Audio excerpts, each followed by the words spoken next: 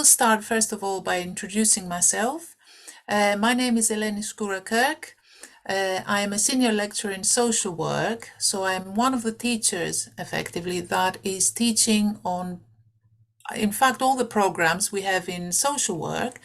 So we have this particular presentation is going to focus on the BA and the MA routes into becoming a social worker. We have other routes as well, apprenticeships and they're employer-based pathways. But for this particular session, I will talk a little bit more about the BA and the MA, the undergraduate and postgraduate programs we have. So I'll share my screen. Obviously, in typical fashion of lecturer, I do have some slides, but by no means do I want this to be, quite presentation heavy, in that traditional way of presenting. I want it to be interactive. I want you to leave, the session with having a clear understanding of what we are offering. Okay, so my email is there, as well as my name, my complicated name. The social work is part of the School of Social Policy, Sociology and Social Research. So we're part of a bigger grouping of different, departments, sociology, social policy. We are placed within the study of society, and one could argue we are quite an applied, expression of how we can create, again, big claims, but a better society. Okay, so I wanted to start first of all by inviting you. Let's think a little bit about social work. What comes to your mind when you think of social work?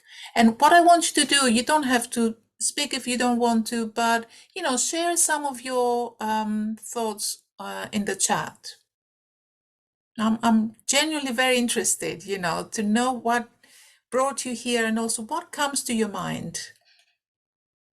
Some of you might be already very experienced within the field. You might have held jobs in social care. Others might be new and just thinking, maybe let's hear a bit more about what this is.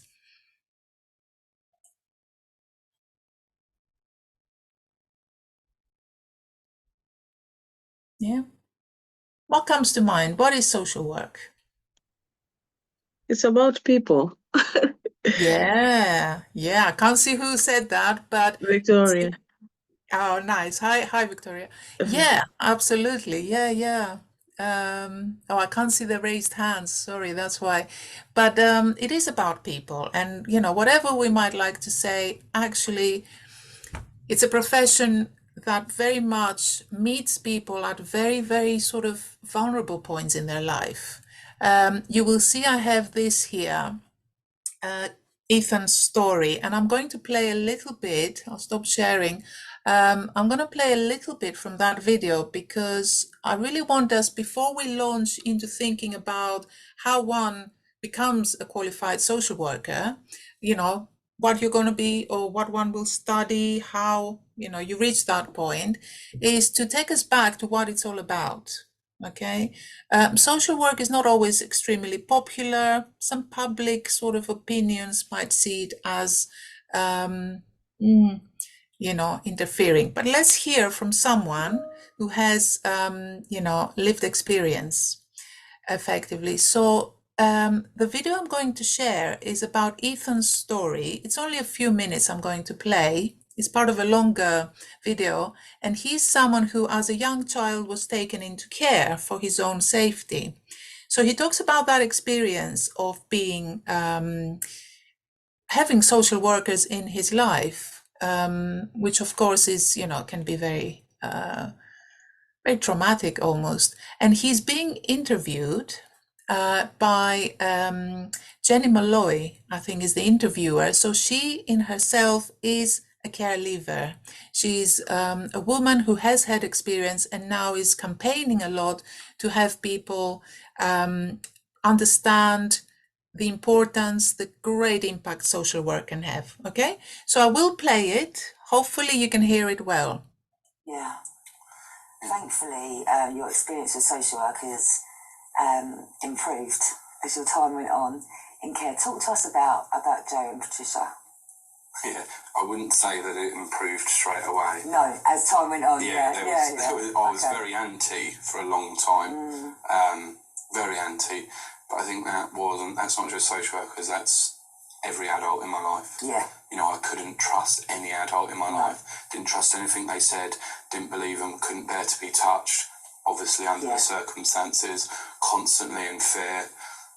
So I wouldn't allow that barrier to be breached. That protected us, didn't it? It did. It kept me safe. Right. It kept me safe, you know. Yeah, and that's how it went for a long time, for a very long time. And I was put in children's homes when I was 11, when that placement broke down, and I went for a few social workers there, and one lady came called Jo, and when I first met her, I thought, no way. Yeah, she had short, dyed blonde hair, and she was wearing like weird clothes. She was from Brighton. Proper social worker looking then. Proper social worker. And I'm sure the first few times I just said something horrible to her, and she just kept coming back. Kept coming back. Whereas the others, I knew I could push them, and they'd go. You know, I knew that I could keep pushing at you, and they would leave because they'd get no result. Jo didn't care about results. She wanted to help me, and she came back, and she got abused, and she came back, and she came back, and she came back. You know, and then it was, she would, for example, pick me up from the children's home, take me out. You know, and the first few times that I allowed that to happen, there was never, she didn't want anything big. She might just take me to McDonald's and get me a little McDonald's and then drive me home. There was no, like, it was like small steps. And that's what she did. And she earned my trust. And she put up with me a lot of it because I was a pain in her ass. I was. You know, I was not easy to be around. I was constantly causing problems. You know, she was picking me up from schools when I'd been fighting, you know, but she was always there for me. And she knew that the bad that was in me wasn't all I was. No, she could see through that. Yeah, she could see that. And I was what I was made. Yeah. And she always believed in me. You know, had positive things to say to me. And I suppose that was the first time,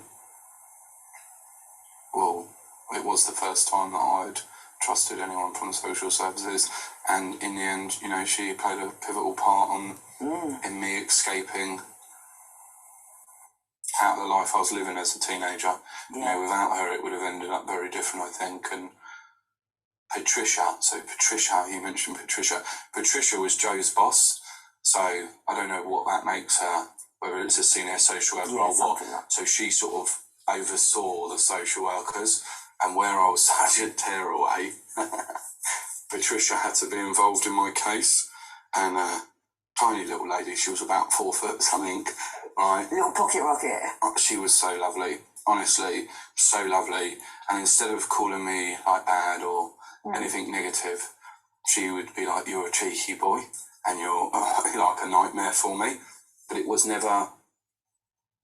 She never made me feel small about my behaviour. Yeah. You know, she saw that the behaviour was a direct result of the life I'd had. And again, she would do what she could for me and encourage me and inspire me. And, you know, the two of them, I definitely aged them. I did. And I think they told me multiple times, like, "What do we do with you?" You know, and it was like, when things were really bad, they were out at foster carers at 10 o'clock at night with me. Yeah. You know, they should have been at home with their own families, and they wasn't, because they were desperate to place me, and they knew I just needed help, and they never give up. Yeah. Okay, I'll stop sharing and come back now. I hope you heard that well, you were able to see it. Any reactions to what Ethan is saying? Small things matter. Absolutely. So I think I'm Elizabeth. Hi, Elizabeth. Hi. Also, it was interesting for him to say that he built trust with the social worker due to obviously past experiences and that sort of you know, the persona of who a social worker is, you Yeah. know. So it was interesting for him to just acknowledge that fact that he trusted in the social worker, and Yeah. the fact that she also kind of understood his kind of child mentality, that kind of idea of a child, you know, taking Yeah. him to McDonald's and just Yeah. understanding him, and he was building that trust as well. So that was a good thing. Yeah. Yeah, yeah, it's so impactful, these, stories of people who have the direct experience, because I can sit here and tell you everything, about social work, but this is the impact, a good social worker can have. And it's what I was saying earlier, it's about meeting people at very difficult positions, Mm. and that is, it's a profession. That's what I want us to start with, effectively. It's a profession that requires a strong commitment, a passion, skills, values, wanting to both help someone and promote their sort of individual well-being, but also in many ways create a better society. Okay, it's about social justice. It's about creating a world where many people, most people, everyone has good opportunities to do well. So that's very important for me to sort of start us off with. But let's see then, let's go back to, slides, and let's see what we can offer. Let me get rid of this somehow. I'll move it up. Okay. So we do offer, educational programs, qualifying programs at Kent. So as I mentioned earlier, two of our routes are the BA and the MA. BA is an undergraduate degree, MA is postgraduate. Both, however, start you from the beginning, and by the end, you become a qualified social worker.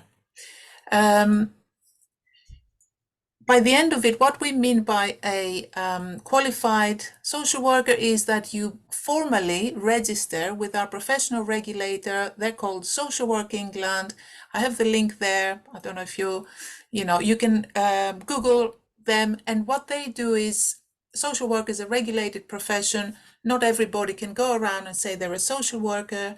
We are under their approval, if you like. We're accountable. It's a very responsible profession, role.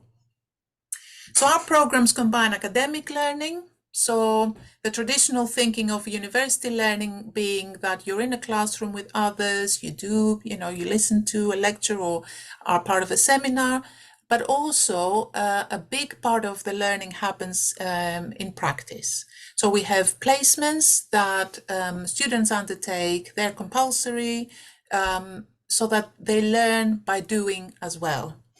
We also base our teaching and our programs on research that we both produce as academics, but also from the wider social work research base, what knowledge there is out there. And it's important to mention that there is the possibility, I say possibility, of a bursary. So not a loan, but it's an amount of money. I can show you if you're interested later. It doesn't cover everything, but effectively it's provided by the NHS Business Authority. It's an incentive for more people to join and study social work. It covers part of the living expenses, some of the transport, costs of the placement. For MAs, it covers part of the fees. Okay, it's not huge amounts, but that's again something to bear in mind. What do we do? Both for the BA and MA, they're being taught by our team, our academic team. We are a mixture of people with practice experience. The vast majority of us are qualified social workers. We come from different backgrounds, meaning for example, my name probably gives it away up to a point that I was educated as a social worker in Greece. So I was exposed back in the day, you know, to that welfare system. We have other colleagues from different countries, you know. So we bring a sort of richness, if you like, of both international flavor, if you like, of social work, but also current practice.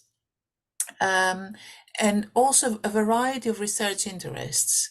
Again, just going back to this video, I'm very interested in how people with lived experience can make our students' education much more in-depth, you know, hearing from someone who has lived experience, not just the theory, abstract. We have strong partnerships with employers, so local authorities, charities, both in the sense of providing placements for us, but also we sit around the table, if you like, and make decisions. We talk about the needs of the profession, and they get filtered through to how we teach, what we teach, all of that. So very strong partnerships there, especially obviously Kent and Medway local authorities as well.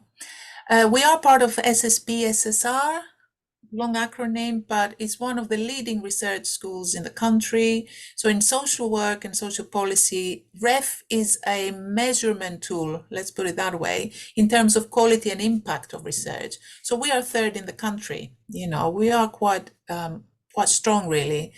And the other very important thing to say is that the employability outcomes for our students are incredibly high. So we have 95% of our graduates in work or further study 15 months after graduating. I'll tell you the reality of it is that we have currently, in fact, some of our students are going through, either having gone through interviews and have job offers already, and they haven't even finished the degree. Yep, sorry, yeah, I'm looking at the chat. So you can see what I'm saying. There are some links there. So, you know, it's very likely you'll have a job even before you qualify, okay, as a newly qualified social worker. So very important. I'll give you a little bit of a flavor of the BA and the MA. I don't know, obviously, what you're interested in, but there are similarities, but I'll explain a little bit also the differences. So the BA in social work is a first degree, okay? So it's 3 years, and the first year is university-based learning. So you spend the first year getting to know what university learning is about, as well as building your own knowledge of social work, as well as all the different disciplines that make us a better social worker. We need to know about, for example, law, okay? We need to know about psychology, lifespan development being what that means. You know, how do people develop? What makes us who we are? You know, these sort of questions. You need to know about social work theories. It's not, we don't just work from instinct. We actually draw from the different interventions, models of understanding people. Trauma was mentioned in the video. So it's very important we know these things, as well as developing what I suspect are already existing good communication skills. Okay, we do quite a lot of interactive work. The second year then starts with a 70-day placement, and then particular focus once students come back from placement, focusing on modules around children and families work, adults, issues for families. We are reviewing these, but the essence of what we are teaching will remain the same, okay? So it's broad areas that social workers need to know. And the third year is the final placement. It's a 100-day placement. And then there are modules around multi-agency work, advanced interventions, which is about more advanced interpersonal skills, methods and models of interviewing, those sort of things, as well as developing your more critical thinking, which filters through your practice as well as research, you know, knowing how to read something critically. You know, we're not just consumers of knowledge, we have to question. The MA is 2 years, and I've put down that it's September to October 2 years later. okay, because they're 2 full years. There's an assumption that people already have an understanding of university-based learning, so they can catch up, if you like, build up on their existing first degree and move into placement quicker. So the first year, the first term is university-based learning. So again, there are modules like values and ethics, social policy, again, communication skills, law, theories, things I've mentioned already for the BA. The level is higher, of course, okay? It's not just a repeat, copy from the BA. And then from January, at the moment, that's what we have. Students go on a 70-day placement. Those first placements for both programs are usually either in schools or private voluntary sector, charities. It depends, okay? The second year, again, you can see is the longer placement. And then we have other modules, again, as I mentioned, children and families, more specialized, more in-depth social work practice. And also for the MA, what takes you to that postgraduate qualification is the research dissertation. So you choose a topic of your own interest. In the first year, you develop a research proposal and you're allocated a supervisor and then work on that, mainly practically in the second year.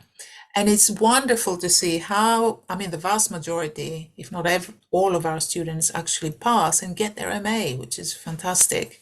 In the process, learning about research, learning about creating new knowledge, learning about something that might have always been something one wonders about, And I wanted to also bring to your attention, it's an example here, okay, of one of our lovely MA students, Lizzie.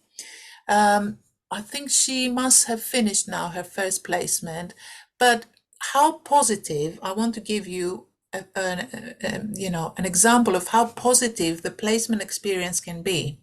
So Lizzie went to Pilgrim's Hospice as her first placement, didn't know much about it, and she was it was life-changing for her. You can, again, if you're interested, I think we have the link somewhere for this particular little article, but she found an incredible environment for really meaningful work, okay? Working with people at end of life, supporting families, providing that warmth, also that knowledge about, how to support people at their most vulnerable. So I really wanted to bring that in as well, okay? Okay, I'll stop sharing